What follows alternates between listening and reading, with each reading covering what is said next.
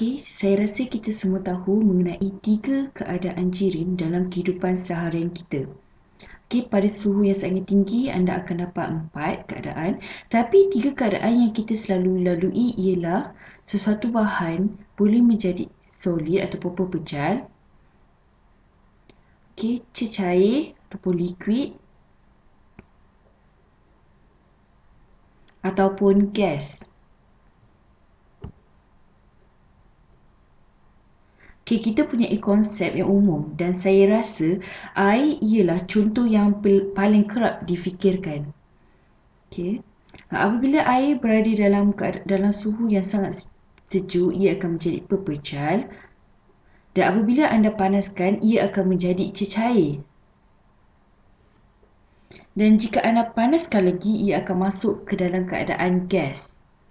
Okay, jadi anda pergi dari sejuk ke panas. Okay. Okay, dalam kes air, apabila ianya pepejal, ia dikenali sebagai ais.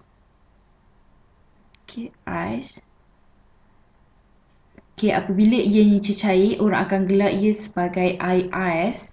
Okay, ais water ataupun senang dipanggil sebagai cecair air. Okay, saya rasa kita semua tahu mengenai itu. Apabila ia dalam keadaan gas, anda panggil ia sebagai warp ataupun steam. Okay, vapor, warp ataupun steam. Jadi mari kita fikirkan, sekurang-kurangnya dalam kes air, analog ini akan dipanjangkan hingga kepada jenis molekul lain yang lain. Tapi apa pula yang menyebabkan air menjadi pepejal dan apabila ia sejuk, apa yang membolehkan ia menjadi cecair? Cecair merupakan perkara yang menakjubkan kerana anda tidak boleh memakukan mereka. Saya rasa ia adalah perkara yang baik untuk anda lihat ataupun gas. Jadi, mari saya lukiskan molekul air.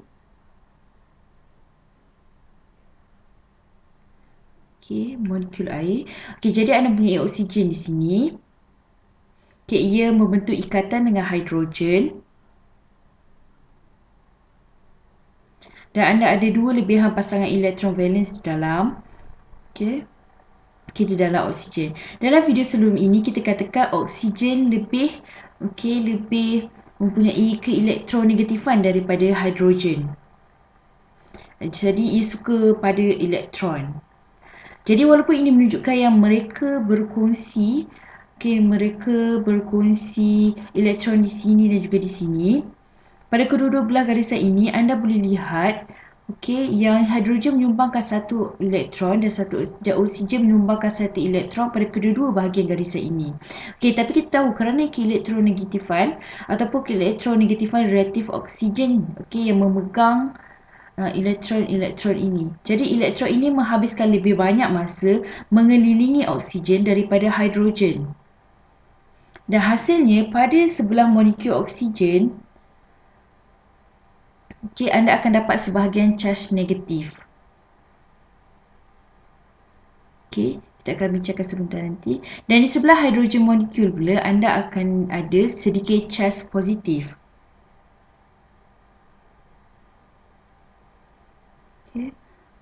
Charge positif. Sekarang jika molekul ini mempunyai tenaga kinetik yang sangat sedikit, mempunyai tenaga kinetik yang sangat sedikit, maka ia tidak akan bergerak banyak. Maka bahagian hidrogen yang positif akan sangat tertarik kepada bahagian negatif oksigen dalam molekul lain.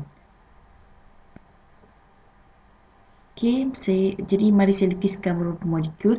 Bila kita cakap tentang keseluruhan keadaan jirim, kita sebenarnya berfikir tentang bagaimana molekul berinteraksi antara satu sama lain. Bukan saja mengenai bagaimana atom berinteraksi dengan satu sama lain dalam satu molekul. Saya lukiskan satu oksigen. Mari saya copy and paste. Saya lukiskan oksigen.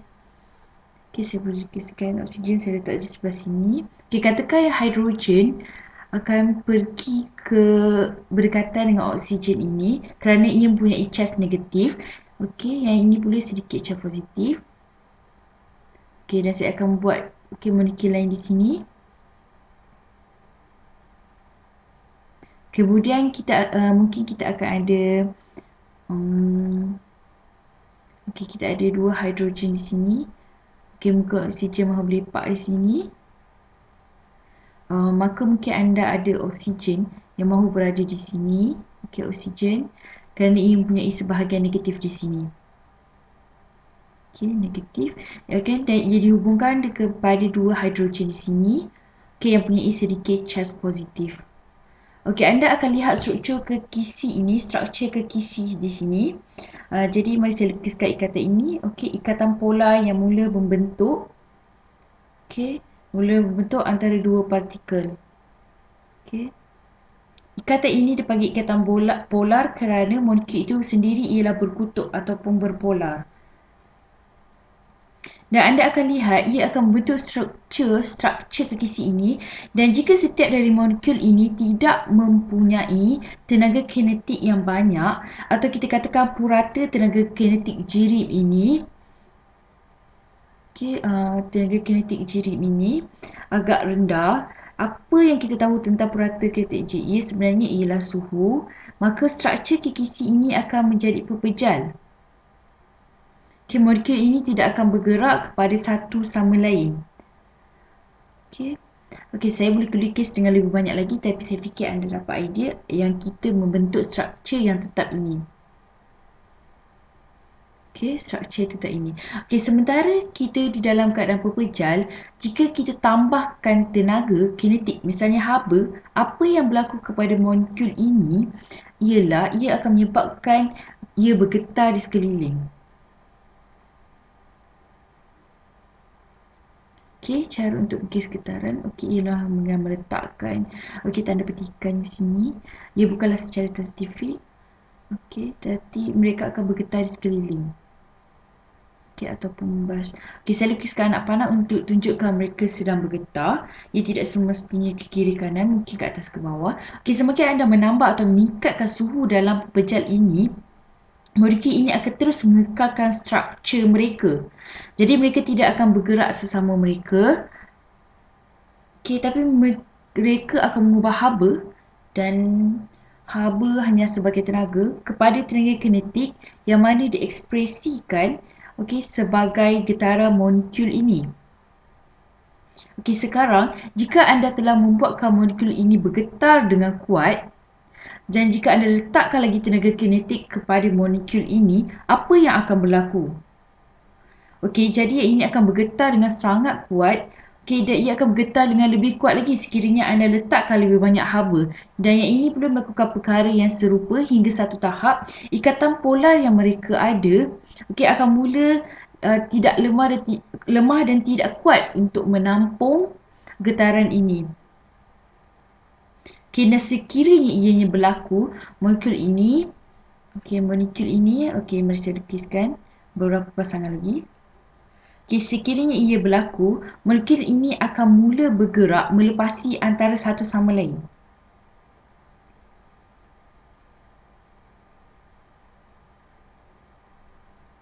Maka sekarang dengan tiba-tiba molekul ini akan mula berubah. Tapi mereka masih tertarik. Mungkin ini bergerak ke sini, ini bergerak ke situ. Anda ada molekul lain bergerak sekeliling, seperti lain. Tapi mereka masih tertarik antara satu sama lain. Walaupun kita punya tenaga kinetik yang pada satu tahap boleh menyebabkan getaran, memecahkan ikatan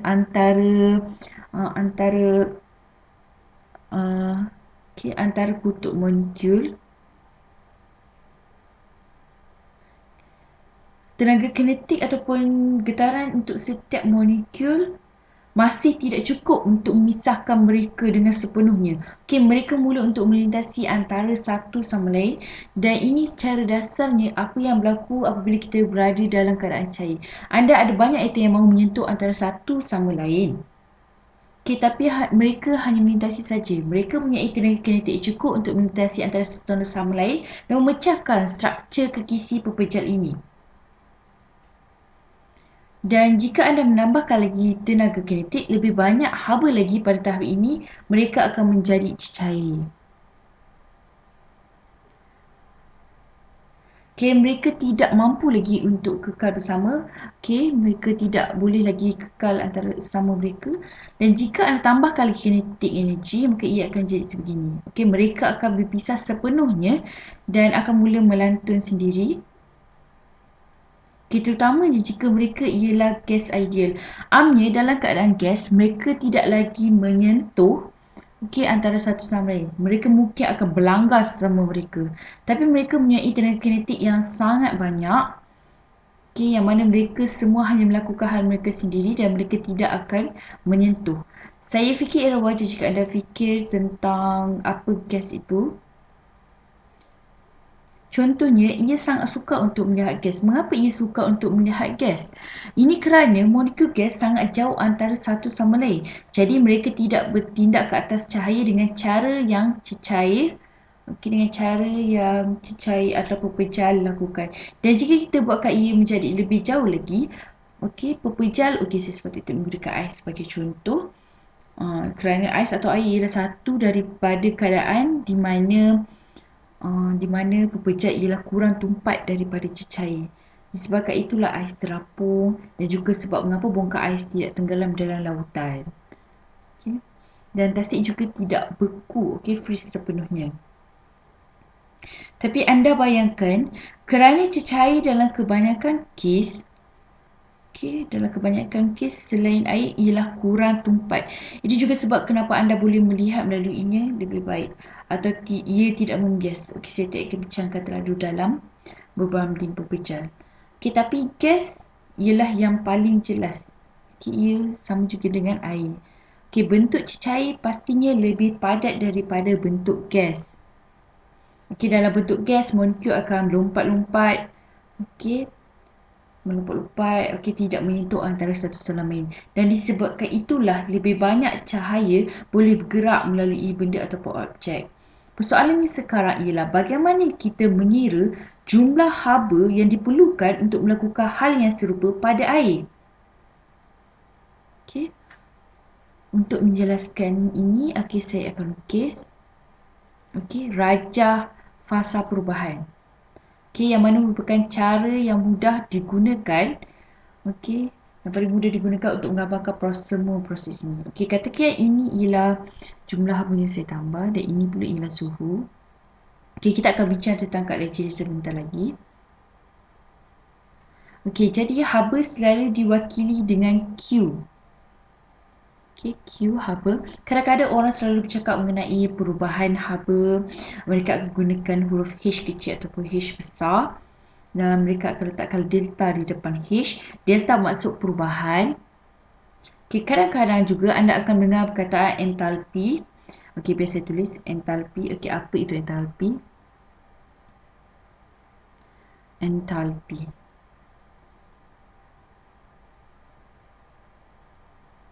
Ia seperti bunyi empati tapi ia merupakan konsep yang berlainan. Entalpi sangat berkaitan dengan haba. Ia ialah kandungan haba.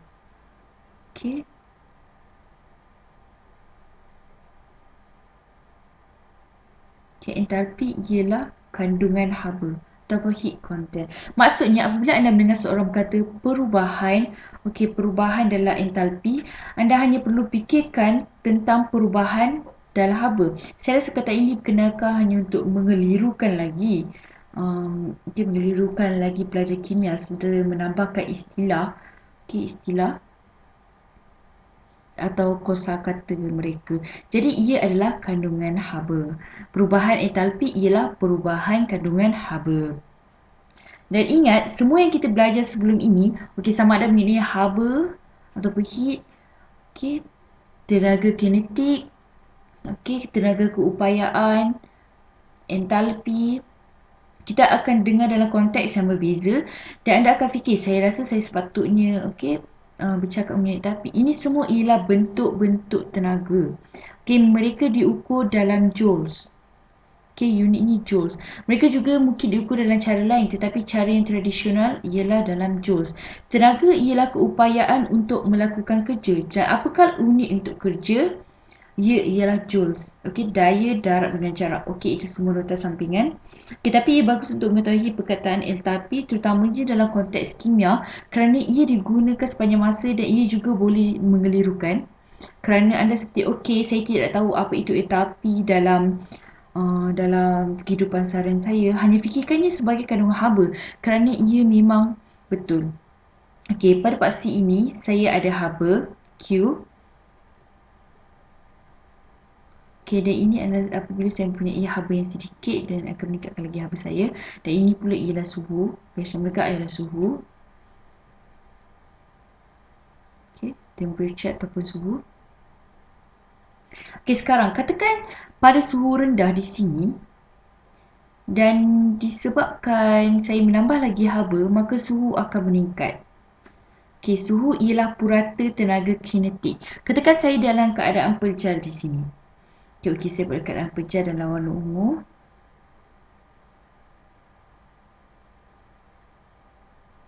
Okey, saya telah menggunakan warna ungu. Biasa itu warna lain. Saya gunakan warna magenta. Okey, jadi semakin saya tambahkan haba, suhu akan meningkat. Haba ialah satu bentuk tenaga dan bila saya tambah kepada molekul ini seperti yang saya lakukan, okey, seperti yang saya lakukan dalam contoh, maka apa yang buatkan mereka untuk bergetar lagi atau menjadikan mereka mempunyai tenaga kinetik lebih tinggi atau meningkatkan purata tenaga kinetik, dan itulah apa yang suhu definisikan, iaitu ukuran purata tenaga kinetik. Semakin banyak haba ditambah dalam fasa pepejal, okey, purata tenaga kinetik akan meningkat. Okey, biar saya lukiskan, saya tuliskan. Ini dalam fasa pepejal atau dalam keadaan jirim pepejal. Okey, solid dalam keadaan pepejal. Okey, sekarang perkara yang menarik berlaku. Katakan ini ialah air. Okey, jadi apa yang berlaku pada tahap sifar? Okey, itu 0 degrees dah sifar, tahap kosong, iaitu pada 273.15 Kelvin. Katakan ia pada garis itu. Apa yang berlaku pada pepejal? Jadi ia akan bertukar kepada cecair. Okey, ais akan cair. Bukan semua pepejal. Kita khususnya berbicara mengenai air, iaitu H2O. Okey, jadi ia ialah ais. Okey, dalam contoh kita, ais. Okey, semua pepejal bukan ais. Okey, walaupun anda boleh fikir batu sebagai magma pepejal. Okey, kerana itulah ia. Okay, saya belum menggunakan analogi tersebut dalam banyak cara yang berbeza. Tapi perkara yang menarik yang berlaku pada takat sifar. Okay.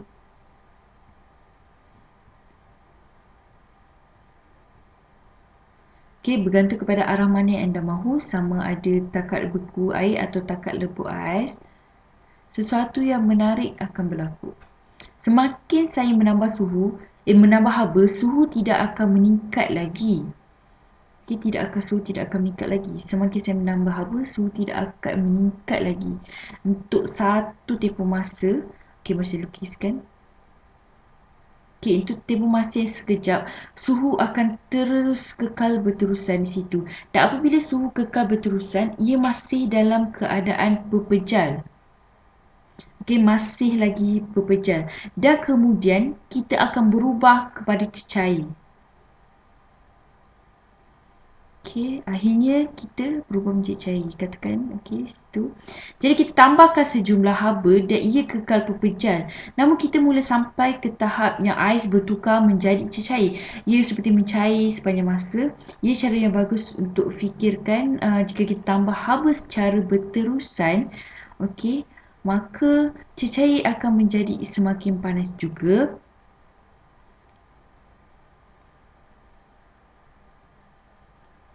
Okey, sekarang apakah yang menarik untuk air? Okay, jelasnya 100 darjah Celsius ataupun 373 darjah Kelvin.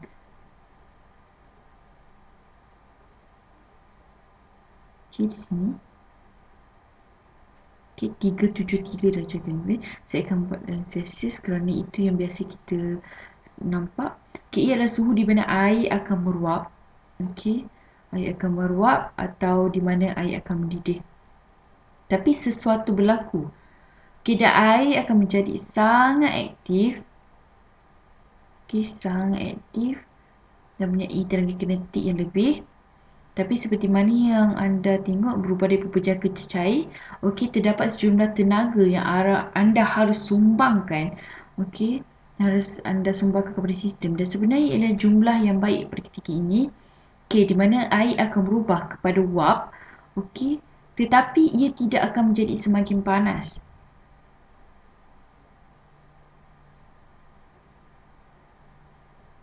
Okay, jadi kita perlu sentiasa menambah haba. Tapi cuba lihat, okay, suhu tidak meningkat. Kita akan bincangkan mengenai ini sebentar lagi, apa yang berlaku. Dan akhirnya selepas titik tersebut, okay, kita akan meruap, okay, meruap sepenuhnya. Kemudian kita akan mula menjadi lebih panas dan panas, steam akan menjadi panas setelah lebih banyak haba ditambah di dalam sistem. Okay, jadi persoalan yang menarik ialah semakin anda menambah suhu, menambah haba di sini, suhu kita akan meningkat. Okay. Okay, suhu kita akan meningkat. Tapi apa yang sebenarnya berlaku di sini, di garisan yang konstan ini? Okay, kita tambahkan haba di sini. Dia akan menukarkan haba kepada tenaga kinetik. Okay, suhu ialah purata tenaga kinetik. Tapi apa yang haba telah lakukan di sini? Okay, haba tidak menambah tenaga kinetik kepada sistem. Suhu tidak akan meningkat ya di sini.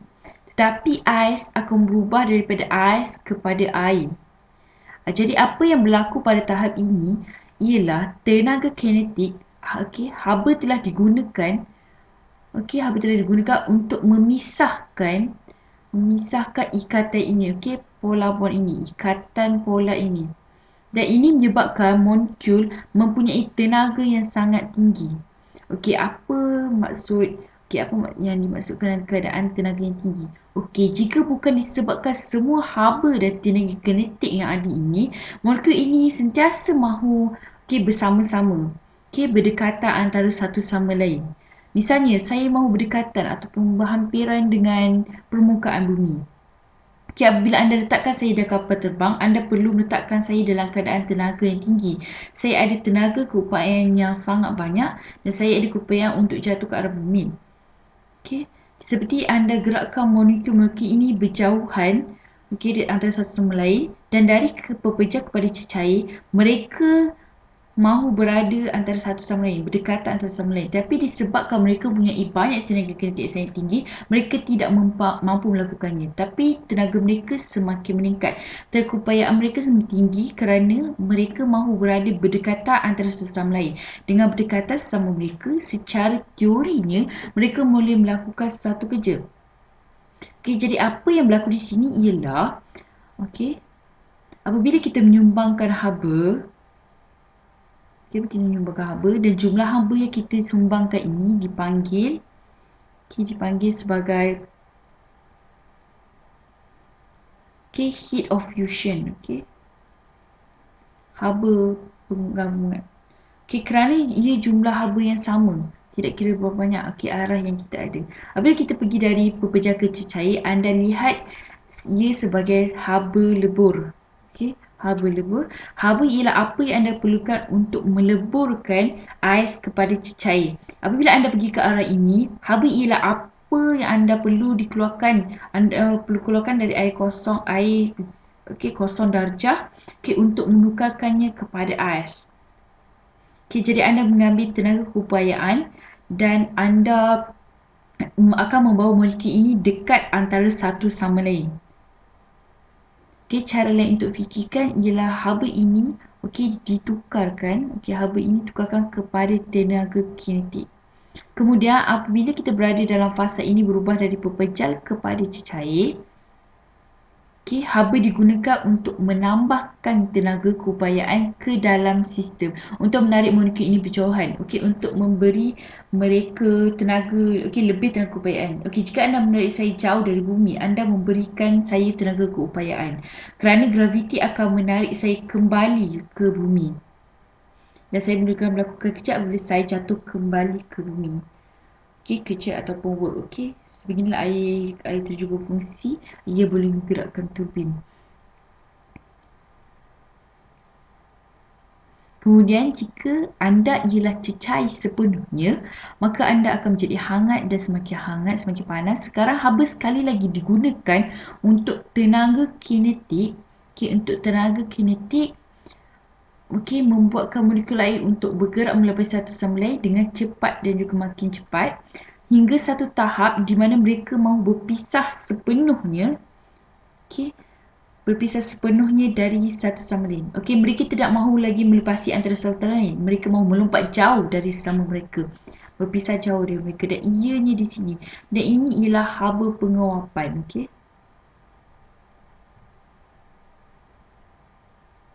Okey, haba penguapan, heat of vaporization.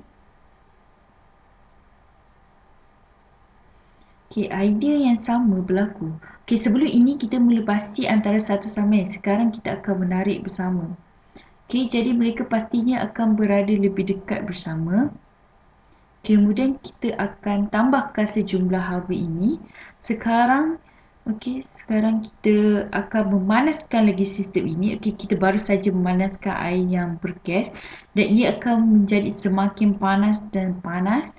Tapi perkara yang menarik di sini ialah, setiap kali saya fikirkan,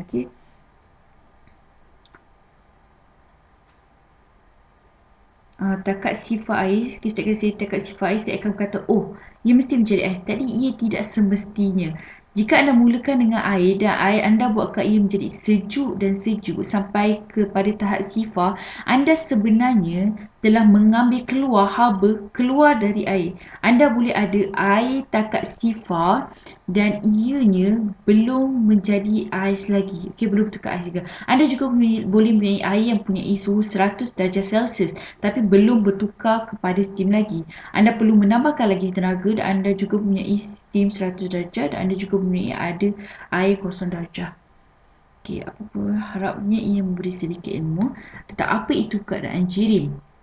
Dan dalam masalah seterusnya kita akan berbincang mengenai berapa banyak haba yang diperlukan untuk bergerak selari dengan garisan ini. Okey, dan mungkin kita akan selesaikan beberapa masalah tentang berapa banyak ais yang diperlukan untuk menunjukkan